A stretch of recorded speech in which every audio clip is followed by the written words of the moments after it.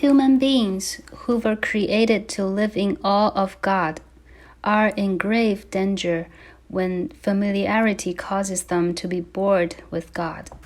Familiarity is a beautiful thing. It's wonderful to be familiar with a beautiful piece of music. It means you've been blessed to hear it over and over again.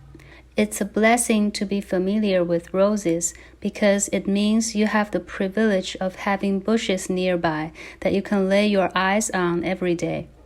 But the blessing of blessings is to be familiar with the ways, the character, the presence, and the promises of God. That means that grace has bridged the separation between you and God and has drawn you into close communion with Him. It also means that the Spirit of God has opened your eyes, heart, and mind to the things of God, so that what was once foolishness to you now brings you hope, comfort, and joy. Yes, familiarity is a wonderful thing, but it can also be a very dangerous thing. Here is the scary dynamic of familiarity. The more you are near something, and the more familiar it becomes, the less you actually see and appreciate that thing in the way you once did. When you first bought your house, perhaps you were blown away by the grand, majestic 200-year-old tree that stood regally in the backyard.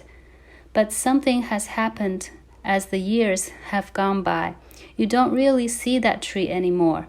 It doesn't blow you away anymore, and the only time you talk about it is when you complain that you have to rake the piles of leaves it annually drops. Familiarity can be a dangerous thing. Now, here is the vertical connection.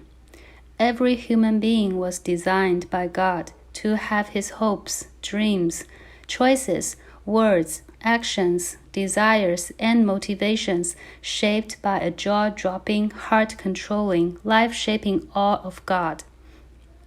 The stunning reality of God's existence and His grandeur and glory were meant to be at the center of human consciousness. We were all meant to live with a God awareness. Because of that awareness, to live in a Godward way. All of God was designed to be the principal motivation for everything we would ever do. But something happens to us as we are drawn into a close relationship with God and are blessed to live close to His secret things. Familiarity causes us to lose our awe of God. What once stunned us doesn't anymore. What produced worship in our hearts doesn't anymore. What caused us to act with hope and courage doesn't anymore. What caused us to say no to sin and yes to righteousness doesn't anymore. I'm afraid that many of us have lost our awe of God, and we don't even know it. Is there evidence in your life that you are awe deficient? Cry out for eyes to see once again, for a heart ripped by awe once again, and be thankful for the grace that assures you that you will be heard and answered.